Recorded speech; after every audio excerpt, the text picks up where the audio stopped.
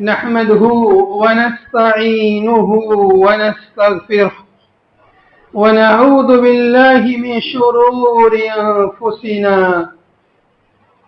ومن سيئات أعمالنا. من يهده الله فلا مضل له ومن يضلل فلا هادي له، وأشهد أن لا إله إلا الله وحده لا شريك له، وأشهد أن محمدا عبده ورسوله. أما بعد، فإن خير الحديث كتاب الله، وخير الهدي هدي محمد صلى الله عليه وسلم، وشر الأمور محدثاتها، وكل محدثة بدعة، وكل بدعة ضلالة، وكل ضلالة في النار. فأعوذ بالله السميع العليم من الشيطان الرجيم. بسم الله الرحمن الرحيم. يا أيها الذين آمنوا اتقوا الله حق تقاته ولا تموتن إلا وأنتم مسلمون. يا أيها الناس اتقوا ربكم الذي خلقكم من نفس واحدة وخلق منها زوجها وبث منهما رجالا كثيرا ونساء، واتقوا الله الذي تساءلون به والأرحام إن الله كان عليكم رقيبا. يا أيها الذين آمنوا اتقوا الله وقولوا قولا سديدا يصلح لكم أعمالكم ويغفر لكم ذنوبكم، ومن يطع الله ورسوله فقد فاز فوزا عظيما. وقال سبحانه وتعالى في موضع آخر: قل إن كنتم تحبون الله فاتبعوني يحببكم الله ويغفر لكم ذنوبكم. تمام قسم کی تعریف و توصیف، کبریائی اور بڑائی، اچھائیاں اور خوبیاں سب اللہ رب العالمین کے لیے لائق و دیبا ہے، جس نے ہمیں عدم سے وجود بخشا، جس نے ہمیں بے شمار نعمتوں سے نوازا، جس نے ہمیں اشرف المخلوقات بنایا، جس نے ہمیں اپنے آخری نبی محمد صلی اللہ علیہ وسلم کا امتی بنایا، جس نے ہمیں نبی صلی اللہ علیہ وسلم کی محبت عطا فرمائی، بعدہ بے شمار درود و سلام اور اس ہستی اقدس و مقدس پر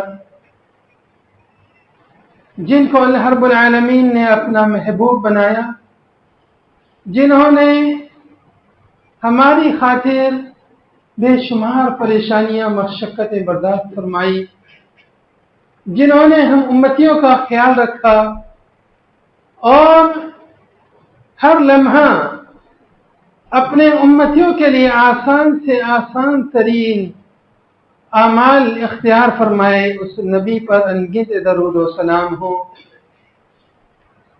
حاضرین جمعہ، پردہ نشین ماں اور بہنوں، یہ مہینہ عربی مہینہ ماہ ربیع الاول جو چل رہا ہے، یہ مہینہ اپنے اندر کئی عظیم حادثات کو سموئے ہوئے ہے۔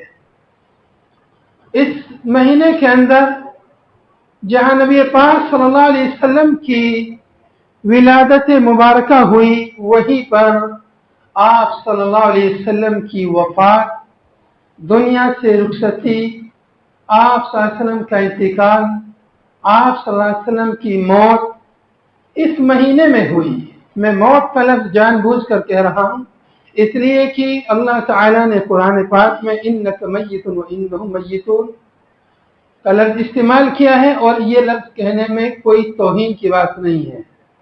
موت نہ ہونا یہ صرف اور صرف اللہ کی ذات کا حق ہے۔ اللہ کے علاوہ ہر شخص کو موت کا مزہ چکھنا ہے۔ کل نفس ذائقۃ الموت، قرآن نے کہا ہے ہر نفس کو موت کا ذائقہ چکھنا ہے، لہذا موت کو وصال سے تعبیر کرنا یا پردے میں چلے جانا، اس طرح کے الفاظ سے تعبیر کرنا ادب کے لحاظ کرتے ہوئے ٹھیک ہے، لیکن اس کے پیچھے اگر یہ مقصد ہے کہ نبی صلی اللہ علیہ وسلم کو موت نہیں آئی، آپ صلی اللہ علیہ وسلم کی وفات نہیں ہوئی، اگر کوئی ایسا کہتا ہے وہ بہت عظیم اور جرأت کی بات کہہ رہا ہے، وہ قرآن پاک کی آیات کا انکار کر رہا ہے، گویا کہ اللہ کے حقوق کو کسی اور کے لیے دے رہا ہے۔ موت کا آ جانا، موت کا طاری ہونا، یہ کوئی عیب کی بات نہیں ہے، اللہ کے حق میں عیب کی بات ہے۔ اللہ حی ہے، اللہ لا الہ الا هو الحی القیوم، اللہ کی ذات حی ہے، قیوم ہے، اللہ ہمیشہ سے زندہ ہے اور ہمیشہ زندہ رہے گا، یہ صرف اللہ کی خصوصیت ہے۔ اللہ کے علاوہ کوئی ذات کتنی بھی عظیم تر کیوں نہ ہو، ہمیشگی کی زندگی کسی کے لیے نہیں ہے، ہر کسی کو موت کا مزہ چکھنا ہے۔ کل نفس ذائقۃ الموت، یہاں تک کہ انبیاء کرام کو بھی موت آئی، آپ صلی اللہ علیہ وسلم سے پہلے جتنے نبی آئے ان انبیاء کو بھی موت آئی سوائے عیسیٰ علیہ السلام کے، لیکن ان کو بھی موت آئے گی، وہ دنیا میں آئیں گے دوبارہ اور ان کو بھی موت کا مزہ چکھنا ہے۔ کوئی بھی شخص موت کے مزے سے جو ہے مستثنا نہیں ہے۔ اس مہینے میں نبی پاک صلی اللہ علیہ وسلم کی وفات ہوئی۔ آپ صلی اللہ علیہ وسلم کی وفات، آپ صلی اللہ علیہ وسلم کا انتقال یا موت اس مہینے کی ماہ ربیع الاول کی 12 تاریخ کو ہوئی۔ اس میں کسی کو کوئی اختلاف نہیں ہے، سب کے یہاں یہ چیز متفق علیہ ہے۔ نبی صلی اللہ علیہ وسلم کی وفات 12 ربیع الاول کو ہوئی، اس میں کوئی اختلاف نہیں ہے۔ ہاں البتہ آپ صلی اللہ علیہ وسلم کی پیدائش کے بارے میں اختلاف ہے۔ بعض علماء نے کہا کہ آپ صلی اللہ علیہ وسلم کی پیدائش 8 ربیع الاول کو ہوئی، بعض نے کہا 9 ربیع الاول کو ہوئی، بعض نے کہا 12 ربیع الاول کو ہوئی، اور بھی بہت سارے اقوال ہیں، یہ مشہور اقوال ہیں۔ تو پیدائش کے بارے میں اختلاف ہے کہ آپ صلی اللہ علیہ وسلم کی پیدائش کس تاریخ کو ہوئی۔ محققین علماء کا یہ کہنا ہے کہ نبی صلی اللہ علیہ وسلم کی پیدائش 9 ربیع الاول کو ہوئی۔ صحیح ترین قول کے مطابق آپ صلی اللہ علیہ وسلم کی ولادت 9 ربیع الاول کو ہوئی۔ مشہور سیرت نگار علامہ سید سلیمان منصور پوری اور مولانا صفی الرحمان مبارک پوری اور اس سے پہلے امام بخاری رحمۃ اللہ علیہ وغیرہ محققین کا یہی کہنا ہے کہ آپ صلی اللہ علیہ وسلم کی ولادت 9 ربیع الاول کو ہوئی۔ یہاں پر میں یہ بھی بتاتا چلوں کہ ہمارے مسلمانوں میں وہ برادران جو نبی صلی اللہ علیہ وسلم کی ولادت کے دن جشن مناتے ہیں، ان کے جو امام ہیں احمد رضا خان بریلوی، ان کی تحقیق کے مطابق آپ صلی اللہ علیہ وسلم کی ولادت 8 ربیع الاول کو ہوئی۔ ان کی تحقیق کے مطابق 8 ربیع الاول کو ہوئی۔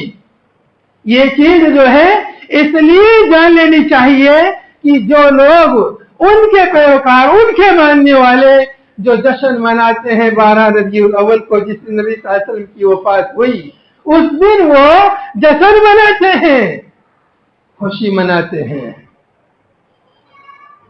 ان کے امام یہ کہہ رہے ہیں کہ نبی صلی اللہ علیہ وسلم کی ولادت 8 ربیع الاول کو ہوئی۔ حیرانگی اس چیز پر ہے کہ شیطان نے انسانوں کو، لوگوں کو کس طرح سے گمراہ کر دیا ہے کہ جس دن ان کو ماتم کرنا چاہیے تھا اس دن وہ جشن اور خوشی منا رہے ہیں۔ لیکن ہماری شریعت نے ہم کو کسی بھی خوشی کے موقع پر نہ تو اس کی خوشی منانے کا کوئی طریقہ بتلایا اور نہ اس کی غمی منانے کا کوئی طریقہ بتلایا۔ اگر کوئی حادثہ پیش آ جائے، کوئی غمی پیش آ جائے، اس پر صبر اور تحمل سے کام لینا ہمیں سکھلایا ہے۔ ان غموں کو دوبارہ سے زندہ کرنا نہیں سکھلایا ہے، بلکہ ان غموں پر پردہ ڈالنا اور ان غموں پر صبر و تحمل سے زندگی گزارنا ہمیں سکھلایا ہے۔ نہ تو غموں پر ماتم کرنا سکھلایا ہے اور نہ اگر کوئی خوشی کا موقع ہے تو اس خوشی کو ہر سال یادگار کے طور پر منانا سکھلایا ہے۔ نبی پاک صلی اللہ علیہ وسلم کی حیات طیبہ کے اندر بہت سارے مواقع آئے کہ آپ صلی اللہ علیہ وسلم گزری ہوئی خوشیوں کا اعادہ فرماتے ہیں، لیکن ایسی ہمیں کوئی دلیل نہیں ملتی، اس کا کوئی ثبوت نہیں ملتا کہ نبی کائنات علیہ الصلوۃ والسلام نے خوشی کا کوئی دن منایا ہو۔ اسلام کا سب سے عظیم مارکہ غزوہ بدر الکبریٰ، بدر جو اسلام کا سب سے پہلا مارکہ، اس میں مسلمانوں کو فتح نصیب ہوئی، فتح حاصل ہوئی اور فتوحات کا ایک سلسلہ شروع ہوا۔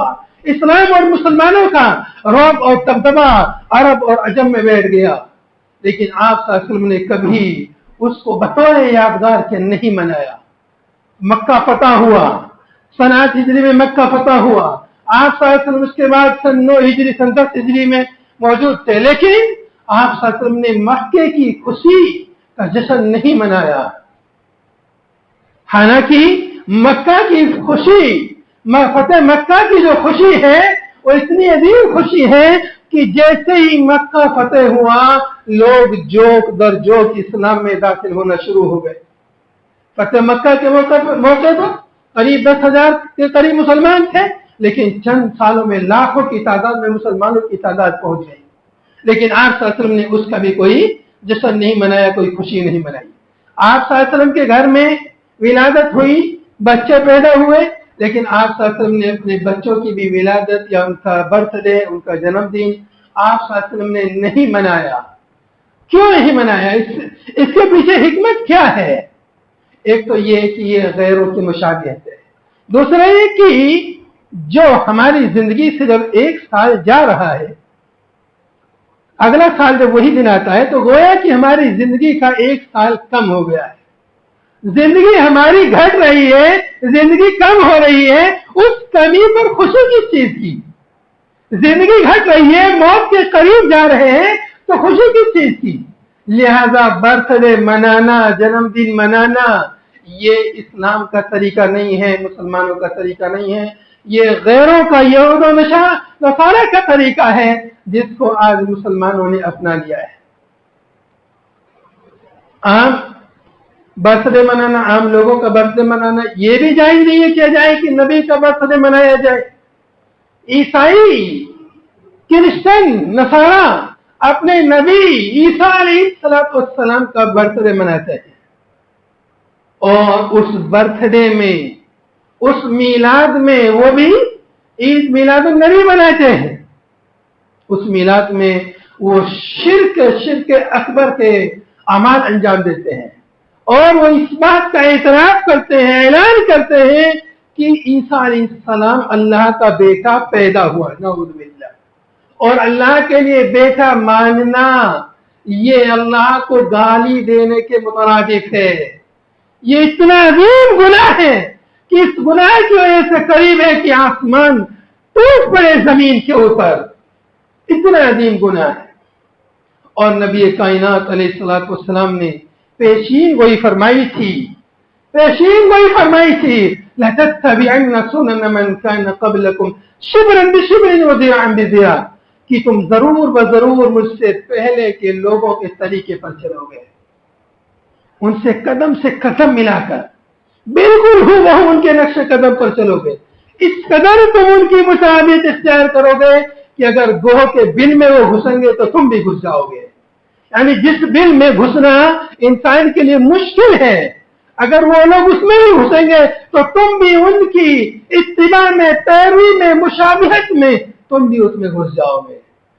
لہذا مسلمانوں نے بھی عیسائیوں کی طرح یا نصرانیوں کی طرح، کرسچنوں کی طرح انہوں نے بھی اپنے نبی کا برتھ ڈے منانا شروع کر دیا۔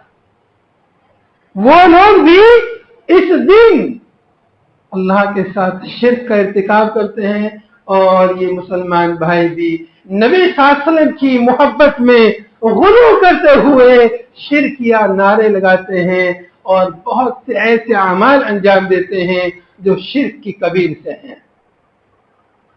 باقی دوسرے گناہ، فحاشی، بے حیائی، بدکاری اور فرائض کی ترک، یہ سب دوسرے گناہ تو اقل درجے کے ہیں، لیکن سب سے بڑا جو گناہ ہے وہ شرک جیسا عظیم گناہ ہے۔ وہ لوگ کہتے ہیں کہ عیسیٰ علیہ السلام اللہ کا جز ہے، اللہ کا بیٹا ہے، اللہ سے پیدا ہوا۔ یہ لوگ بھی کہتے ہیں کہ محمد صلی اللہ علیہ وسلم اللہ کے نور سے پیدا ہوئے، نعوذ باللہ۔ جس طرح سے ان لوگوں نے اللہ کے احکامات کی نافرمانی کی، ویسے ہی یہ مسلمان بھی دین کے نام پر اللہ کے حکم کی نافرمانیاں کر رہے ہیں۔ شیطان جو انسان کو بہکاتا ہے وہ ایسے نہیں بہکاتا ہے کہ چلو یہ گناہ کرو، یہ برائی کرو، وہ انسان کو اپنے جال میں پھنستا ہے، اپنے جال میں پھنساتا ہے ایسی چیز دے کر کے، ایسا چبا دے کر کے، ایسا گلہ دے کر کے جو ہم کو پسند ہوتا ہے۔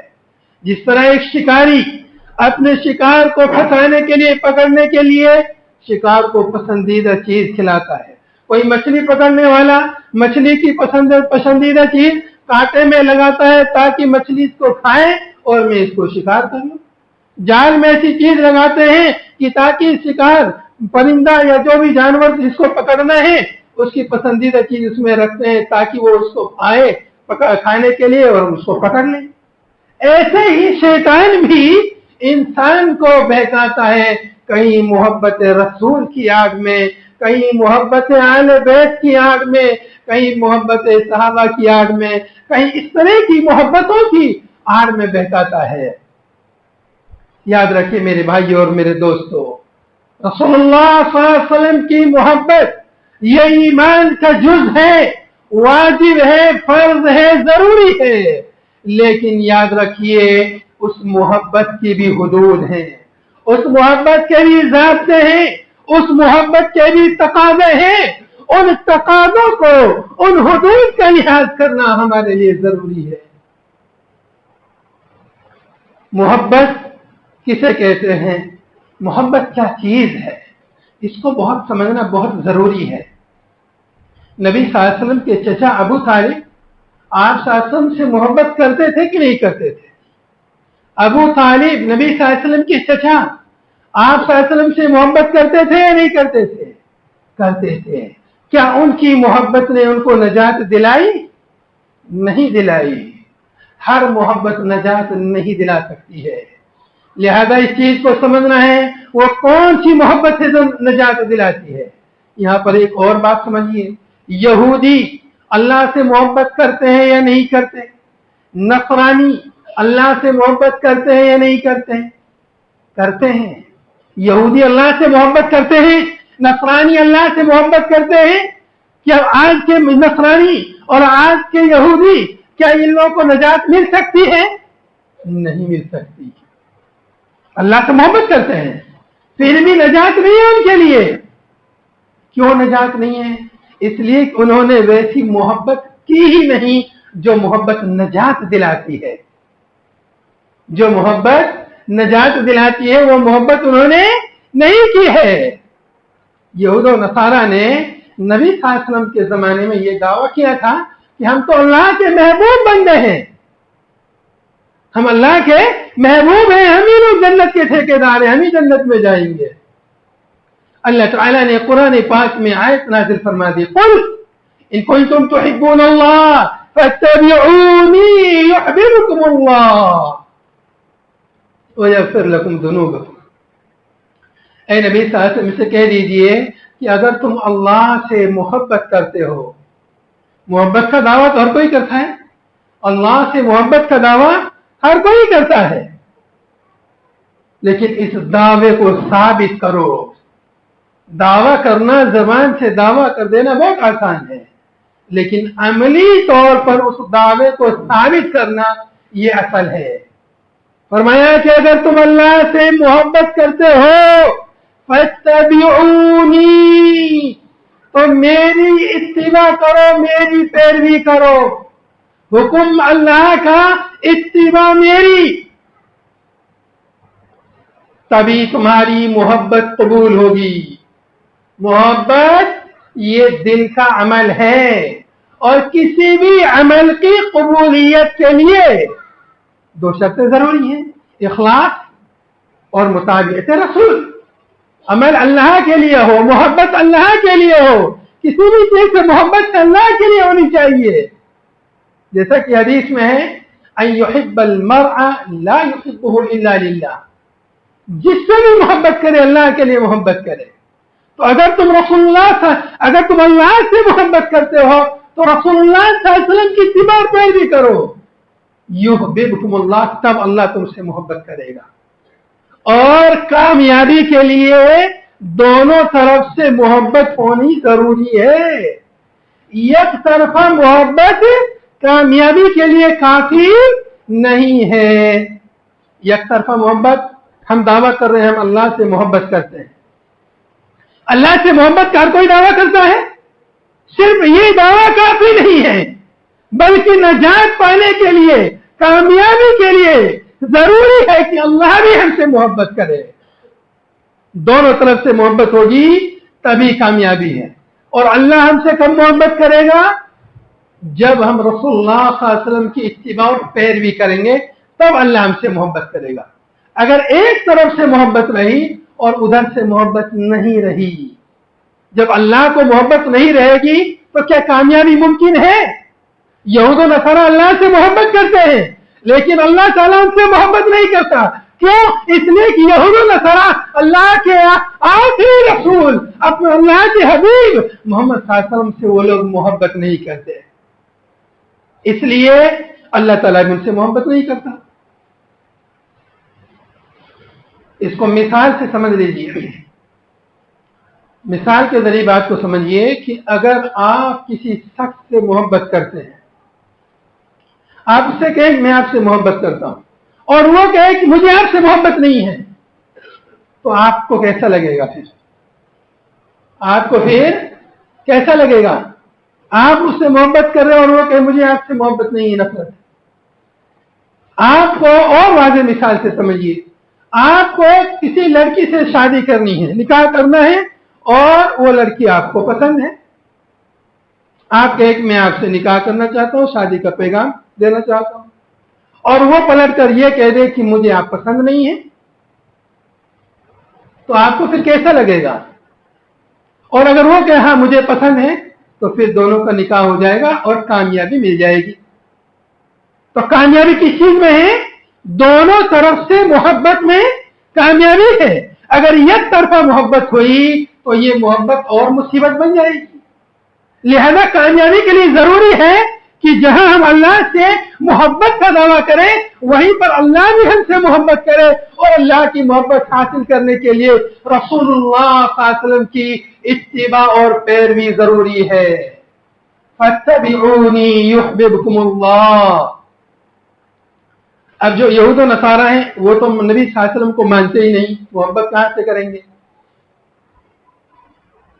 کتنے لوگ ہیں جو نبی صلی اللہ علیہ وسلم کو مانتے ہیں، محبت کے رسول پر ایمان رکھتے ہیں، اس ایمان کے تقاضے میں آپ سے محبت کرتے ہیں، لیکن آپ صلی اللہ علیہ وسلم کی اتباع اور پیروی نہیں کرتے، اتباع اور پیروی نہیں کرتے، محبت کا اظہار نہیں کرتے۔ محبت کے اظہار کے جہاں بہت سارے طریقے ہیں، ان میں سب سے اول اور سب سے زیادہ ضروری اور اہم اتباع ہے، اتباع اور پیروی۔ آپ کسی سے کہیں میں آپ سے محبت کرتا ہوں لیکن آپ کی بات نہیں مانتا، مجھے آپ کی بات اچھی نہیں لگتی، وہ کیا کہے گا؟ پھر آپ کو مجھ سے محبت ہی نہیں ہے۔ جو آدمی جس سے بھی محبت کرتا ہے وہ اس کی بات ضرور مانتا ہے، اور یہاں تک بات مانتا ہے جیسے بہت سارے لوگ کہتے ہیں، مبالغہ آ رہی کہ میرا محبوب کہہ دے تو آسمان سے ستارے توڑ لوں۔ اتباع میں مبالغہ تو دیکھیے کہ جو طاقت میں نہیں وہ کچھ کرنے کے لیے جو ہے وہ دعویٰ کرتا ہے۔ لہذا اگر نبی صلی اللہ علیہ وسلم سے محبت ہے، صحیح معنوں میں اور ہے محبت ہے، اس محبت کو صحیح جامہ پہنائیے، اس محبت کو صحیح شکل دیجیے، اس محبت کو ایسی محبت بنائیے کہ یہ محبت ہمارے کام آئے، ہم کو دنیا اور آخرت دونوں جہان میں ہماری کامیابی کا ذریعہ بنے۔ ورنہ محبت تو ابو طالب بھی کرتا تھا، اس کی محبت انہیں کچھ کام آئی نہیں، کام آئی۔ آپ صلی اللہ علیہ وسلم سے محبت کرتے، ابو طالب آپ صلی اللہ علیہ وسلم سے محبت کرتے، لیکن ابو طالب کی محبت ایسی محبت نہیں، محبت اس درجے کو نہیں پہنچی جو اس کو کامیابی دلا سکے۔ کیونکہ محبت کا سب سے پہلا تقاضا یہ ہے کہ آدمی جس سے محبت کر رہا ہے اس کی بات مانے، اس کی اتباع کرے, اس کی پیروی کرے. یہ محبت کا تقاضا ہے. اسی طرح سے آپ صلی اللہ علیہ وسلم سے محبت کا تقاضا یہ بھی ہے کہ آپ صلی اللہ علیہ وسلم کا کثرت سے ذکر کیا جائے, آپ صلی اللہ علیہ وسلم کی سیرت طیبہ کا کثرت سے مطالعہ کیا جائے, آپ صلی اللہ علیہ وسلم کے حالات احوال اور زندگی کے حالات کو جانا جائے, ان کا گہرائی سے مطالعہ کیا جائے اور ان کو اپنی زندگی میں نافذ کیا جائے. آپ صلی اللہ علیہ وسلم کی محبت کا عظیم تقاضا یہ بھی ہے کہ جب آپ صلی اللہ علیہ وسلم کا اسم گرامی آئے, آپ صلی اللہ علیہ وسلم کا جب نام آئے, آپ صلی اللہ علیہ وسلم پر درود بھیجا جائے, اللہم صلی وسلم علی نبینا محمد. تو میرے بھائی اور میرے دوستو, یہ بنیادی تقاضے ہیں. اگر ہمیں صحیح معنوں میں نبی صلی اللہ علیہ وسلم سے محبت ہے تو ہر چیز میں آپ صلی اللہ علیہ وسلم کی اتباع اور پیروی کی جائے. یہ محبت کا سب سے پہلا تقاضا ہے. لہذا ہمارے وہ بھائی جو آپ صلی اللہ علیہ وسلم کی ولادت کے دن جشن مناتے ہیں, بلکہ یوں کہیں کہ جو آپ صلی اللہ علیہ وسلم کی وفات کے دن جانے انجانے میں خوشی مناتے ہیں, میں اپنے ان بھائیوں سے کہنا چاہتا ہوں کہ ہمیں اس میں کوئی شک نہیں تم اللہ کے رسول صلی اللہ علیہ وسلم سے محبت کرتے ہو, اس میں کوئی شک نہیں تم اللہ کے رسول صلی اللہ علیہ وسلم کی محبت کے لیے اپنی جان بھی فدا کر سکتے ہو. لیکن میرے بھائیوں میرے دوستوں, محبت کو ایسا بنائیے کہ وہ محبت آپ کے کام آئے. آپ اگر آپ نبی صلی اللہ علیہ وسلم کی ولادت کے دن جشن منا رہے ہیں یا وفات کے دن جشن منا رہے ہیں تو میرے بھائی یہ دیکھ, کیا نبی صلی اللہ علیہ وسلم نے جشن منایا ہے؟ نبی صلی اللہ علیہ وسلم کی سیرت کا مطالعہ کیجیے. کیا آپ صلی اللہ علیہ وسلم نے یہ جشن منایا ہے؟ کیا آپ صلی اللہ علیہ وسلم کے صحابہ نے یہ جشن منایا ہے؟ کیا آپ صلی اللہ علیہ وسلم کے صحابہ کے بعد میں آپ صلی اللہ علیہ وسلم کے صحابہ کے بعد میں تابعین اعظام نے کیا یہ جشن منایا ہے؟ کیا ائمہ اربعہ نے یہ جشن منایا ہے؟ ہرگز انہوں نے کسی نے یہ جشن نہیں منایا ہے. لہذا جب انہوں نے نہیں منایا, جو سب سے افضل تھے, جو خیر القرون کے لوگ تھے, جب انہوں نے نہیں منایا تو یہ ایسی کون سی نیکی ہو گئی جس نیکی کا انہیں تو پتہ نہ چلا اور ہم کو پتہ چل گیا؟ آپ سوچیے, غور کیجئے کہ جو لوگ جشن مناتے ہیں, جو لوگ خوشی مناتے ہیں, وہ اس کو نیکی سمجھ کے مناتے ہیں, نیکی سمجھ کے مناتے ہیں. تو ہم اسے پوچھتے ہیں اس نیکی کی دلیل کیا ہے؟ آپ صلی اللہ علیہ وسلم نے یہ نیکی کون سے سن میں کی تھی؟ صحابہ کرام نے, خلفائے راشدین نے اور دیگر صحابہ وغیرہ نے یہ نیکی کب کی تھی؟ یہ کیسی نیکی ہو گئی اس نیکی کا ان کو تو پتہ نہیں چلا اور آپ کو پتہ چل گیا؟ کوئی ایسی نیکی بھی ہے بھلا انہیں اس نیکی کا پتہ نہ اور ہمیں اس نیکی کا پتہ چل گیا؟ نبی کے صحابہ سے زیادہ نبی سے محبت کرنے والے پیدا ہی نہیں ہو سکتے ہیں. نبی کے صحابہ کو نبی صلی اللہ علیہ وسلم سے جو محبت تھی, وہ محبت ہم دعویٰ کر سکتے ہیں کوئی بھی, لیکن ویسی کوئی محبت کر نہیں سکتا جو نبی صلی اللہ علیہ وسلم کے وضو کے قطروں کو زمین پر نہیں گرنے دیتے تھے, آپ کے لعاب مبارک کو زمین پر نہیں گرنے دیتے تھے, اس کو اپنے ہاتھ میں لے کر اپنے جسم سے مل لیتے تھے. اس قدر نبی صلی اللہ علیہ وسلم سے ان کو محبت تھی. آپ صلی اللہ علیہ وسلم کی اتباع اور پیروی میں یہ نہیں پوچھتے تھے, آپ صلی اللہ علیہ وسلم کا حکم ہوتا یہ نہیں پوچھتے اللہ کے نبی ایسا کیوں اور ویسا کیوں.